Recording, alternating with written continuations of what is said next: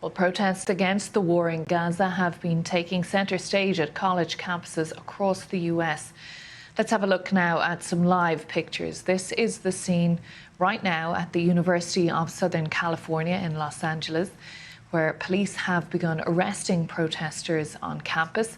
The university's public safety department had announced that demonstrators who didn't vacate the area would be detained by the LAPD. The campus has now been closed. Students need their current ID cards to get in and out of the campus, and we have seen a number of students, of protesters already appear to have been arrested, at least detained, using plastic ties there by the police and the security officers who are on the scene.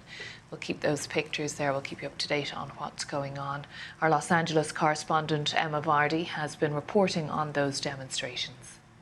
There's been a number of points of tension, particularly on this campus. One of them is that the valedictorian of USC, essentially the top graduate of the year that the university has handpicked, had her speech cancelled at the graduation ceremony. She'd been accused of anti-Semitism, and the university here, trying to de-escalate tensions, which have escalated, cancelled her speech and cancelled a number of other speakers too. But it seems that had the effect of galvanising support for this protest today. There were protesters here holding placards saying, "Let Asna speak," in relation to that cancelled speech.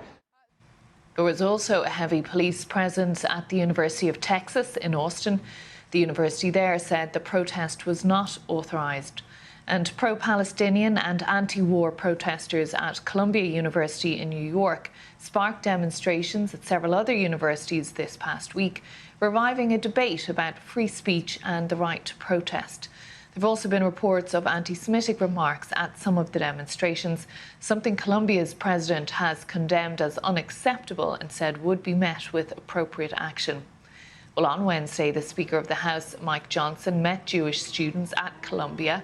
He called on the university's president to resign and accused administrators of failing to protect Jewish students from anti-Semitism. We just can't allow this kind of hatred and anti-Semitism to flourish on our campuses, and it must be stopped in its tracks. Those who are perpetrating this violence should be arrested. And I'm here today joining my colleagues and calling on President Shafiq to resign if she cannot immediately bring order to this chaos. Well, the BBC's Bernd de Boezman is at Columbia University where he's been looking into those claims of anti-Semitism. I've spoken to some of those Jewish students, and some of them did tell me that they have experienced anti-Semitism here on campus. One young man told me he was assaulted. Others tell me they're fearful of wearing the yarmulke around campus. But the the protest organizers tell me that those incidents are overblown, and they fear that anti-Semitism is being weaponized to shut down the protest. Now, the university's president has given them a deadline in which they have to successfully finish negotiations with the school. After that, it's unclear what happens. It could be that, as many of the students say, police are again called. But at the moment, it's still very unclear. But things are very calm here at Columbia campus, but we'll have to see what happens later tonight. Bernd de Boezman there at Columbia University. We're still looking at those live pictures of the scene at USC in Los Angeles. Earlier, I spoke to former US State Department Middle East expert, a former advisor there, Wael Al-Zayat, about the protests and the accusations of anti-Semitism that have been made against some of those protesting. Well, I just want to get your thoughts when we look at the images that we're seeing from some very high-profile university campuses across the US, those protesting the war in Gaza, and arrests taking place in Texas, California, Connecticut, New York. What are your thoughts on those scenes? My thoughts are really, I'm concerned for the safety of these students and for their parents. These are courageous young men and women who are speaking truth to power, who are saying enough with war crimes and the killings in Gaza of innocent people, and with US funding to the most part, and that they want peace, they want a ceasefire, and they're being met with arrests, suspensions, doxing, attacks. And it's a sad chapter here. I think universities should be a safe haven for free speech, for assembly, and for free thinking, and the opposite is happening. There are some students, though, who are saying that they don't feel safe going past these protests and that they have heard some anti-Semitic commentary coming from them as well.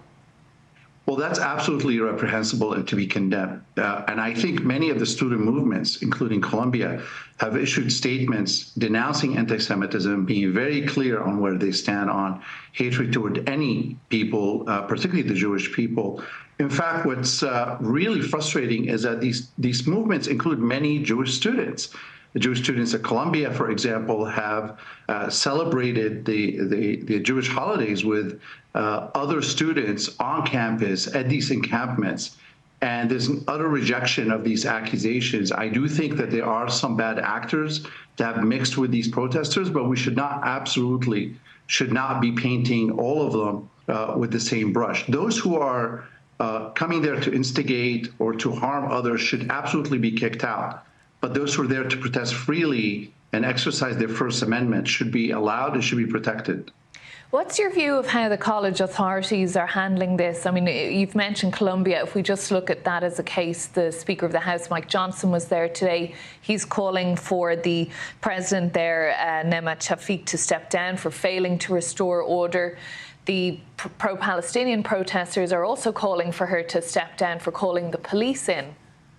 Look, I think in many ways the universities have been caught flat-footed. They have been caught as a consequences of a conflict that's outside of their control, but they could absolutely create safe spaces for their students and be very clear with their processes and protocols, and be very clear that they're not going to allow really pro-Israel forces to dox their students, and that those who are trafficking in anti-Semitism will be dismissed. But in between all of that, there is 95% of students who are there to exercise their freedom of speech. So I think they've mishandled that. But also we need to be very clear.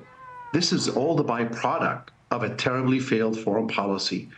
Those of us who have warned about prolonging the war in Gaza and the absence of a ceasefire said that not only are you going to see ramifications abroad with regional escalation, as we've seen between Israel and Iran, it's going to affect us here at home. It's affecting our political space. It's empowering white supremacy and perhaps even Donald Trump.